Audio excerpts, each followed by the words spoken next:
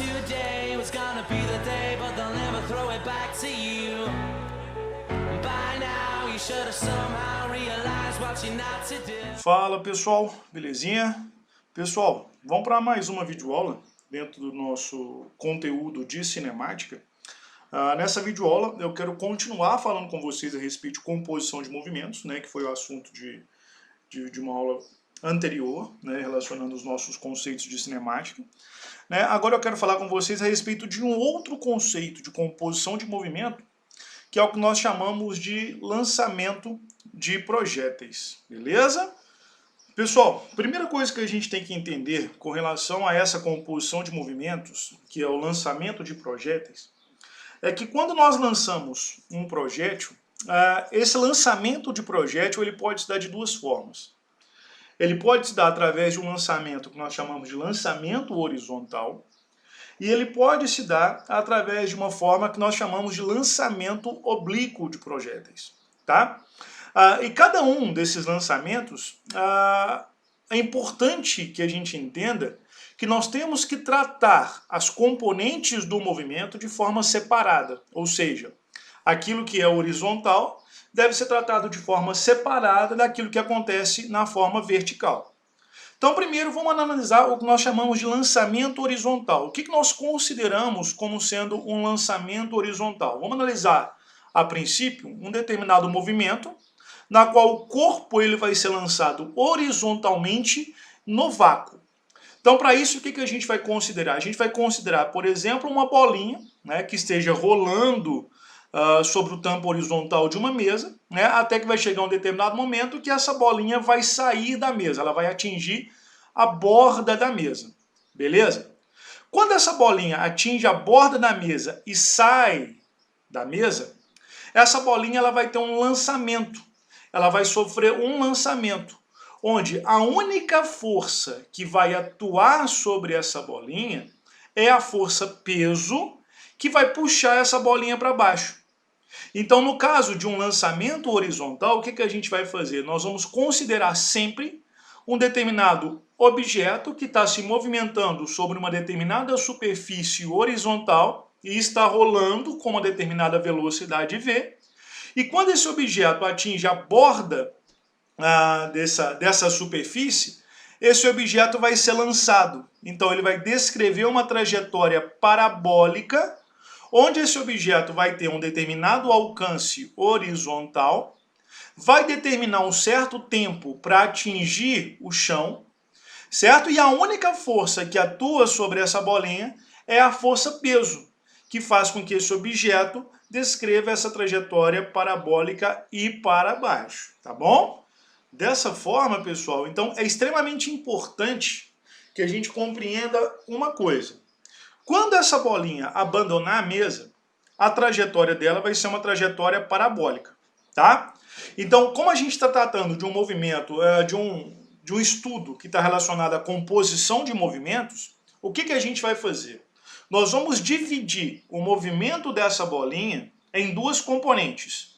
Nós vamos dividir o movimento dessa bolinha numa componente que nós chamamos de componente horizontal e uma componente que nós chamamos de componente vertical. E o estudo dessas componentes vai se dar de forma separada, tá?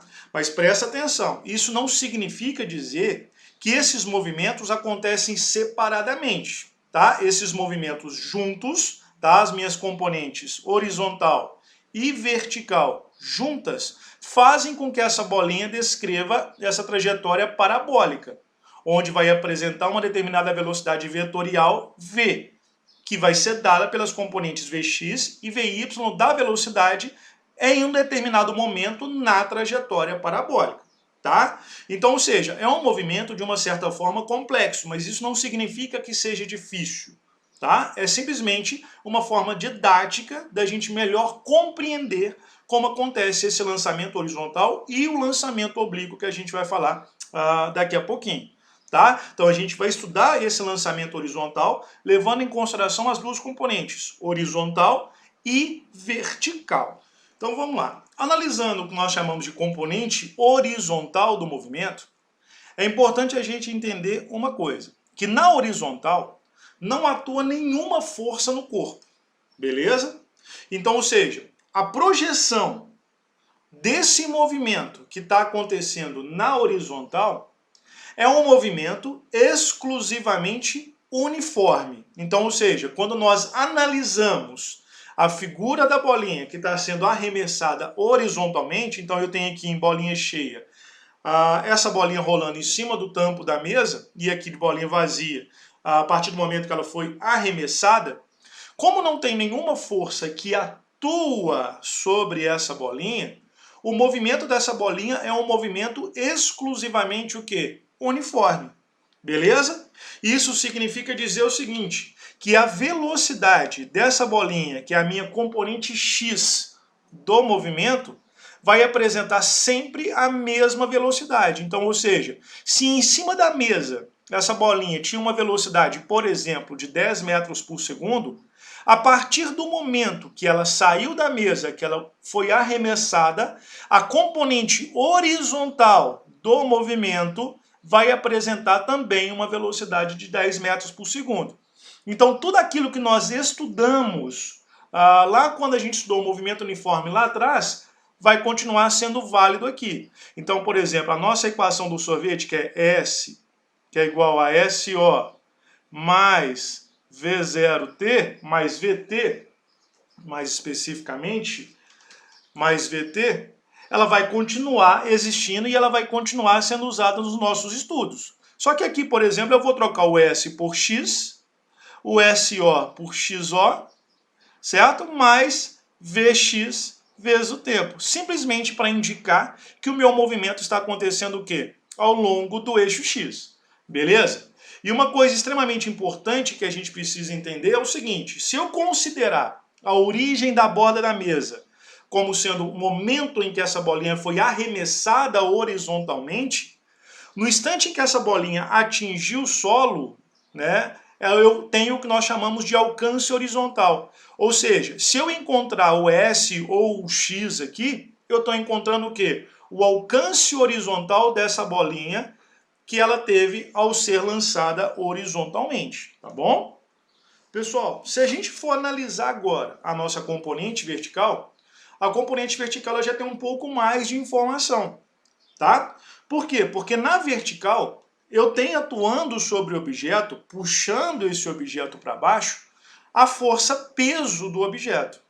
Então, na vertical, eu tenho a atuação da força peso, e a atuação da força peso vai determinar uma aceleração vertical e para baixo.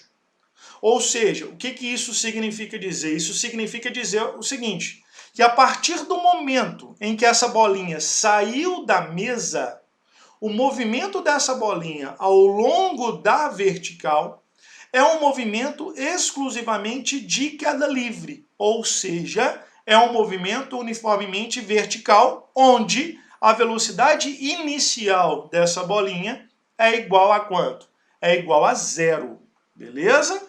Então, é o seguinte, pessoal, se o meu movimento que está acontecendo na vertical é um movimento exclusivamente de queda livre, é um movimento uniformemente variado, então todas as nossas equações que nós estudamos lá no movimento uniformemente variado, no movimento de queda livre, continua sendo válido e continua sendo aplicado aqui nessa componente vertical do movimento. Então, ou seja, a primeira equação, que é a equação do vô da avó, que é V, eu vou chamar de VY para indicar que está acontecendo na vertical, é igual a V0Y mais GT. Essa é a nossa primeira equação. A equação do sorvetão passa a ser Y, que é igual a Y0, mais V0Y vezes T, mais GT ao quadrado sobre 2. E a equação de Torricelli, que fica VY ao quadrado, que é igual a V0Y ao quadrado, mais 2G delta Y. Essas equações que nós estudamos lá no movimento uniformemente variado e que nós estudamos no movimento de queda livre, elas continuam sendo válidas nessa componente vertical. E só lembrando, como eu estou tratando agora de um movimento de queda livre, a minha velocidade inicial ela é quanto? Ela é 0. Então essas partes da minha equação, elas o quê? elas somem. Então a minha equação do vô e da avó passa a ser o quê? VY, que é igual a G vezes T. A equação do sorvetão passa a ser ΔY, que é igual a GT ao quadrado sobre 2. E a equação de Torricelli passa a ser o quê? VY ao quadrado, que é igual a 2G ΔY. Tá? Por que eu fiz isso? Simplesmente para mostrar para vocês que o que está acontecendo na horizontal é diferente do que está acontecendo na vertical. Então, quando nós analisamos um lançamento de projéteis na horizontal, deixa eu pegar a figurinha aqui para vocês verem, por exemplo, esse movimento que está acontecendo aqui na horizontal é um movimento exclusivamente uniforme e representa a componente horizontal do lançamento dessa bolinha.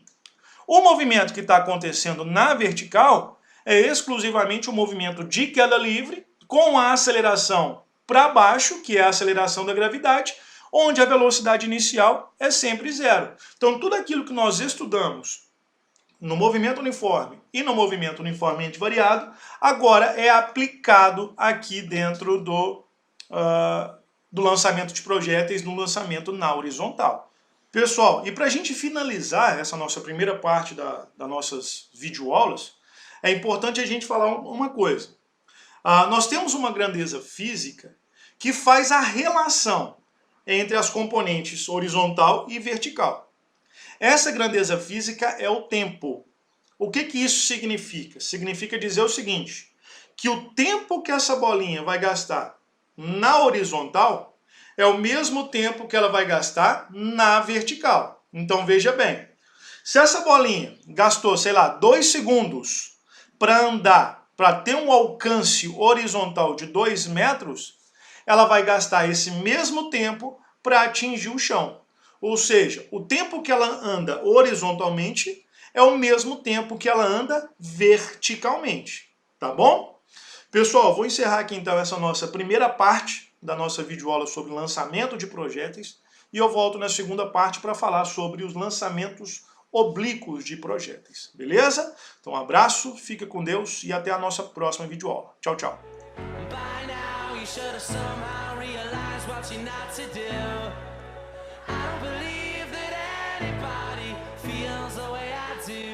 About you now.